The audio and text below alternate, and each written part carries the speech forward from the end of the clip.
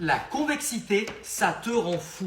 Ça tombe chaque année au baccalauréat. On vous demande de savoir si une fonction est convexe ou concave. Et toi, tu n'arrives jamais à savoir comment le justifier ou comment le voir graphiquement. Je vais te donner dans cette vidéo des techniques où il n'y a pas besoin d'effectuer le moindre calcul et ça permet de savoir directement à l'œil si une fonction est convexe ou concave.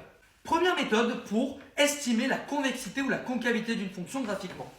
Pour une fonction convexe, si je prends deux points au hasard de la courbe et que je trace le segment qui relie ces deux points, eh bien, si le segment est au-dessus de la courbe, c'est le cas ici, alors la fonction est convexe. Alors que pour une fonction concave, si je prends deux points au hasard sur la courbe et que je trace le segment, je me rends compte que le segment sera toujours en dessous de la courbe. La deuxième méthode pour étudier la convexité d'une fonction graphiquement, c'est la position des tangentes.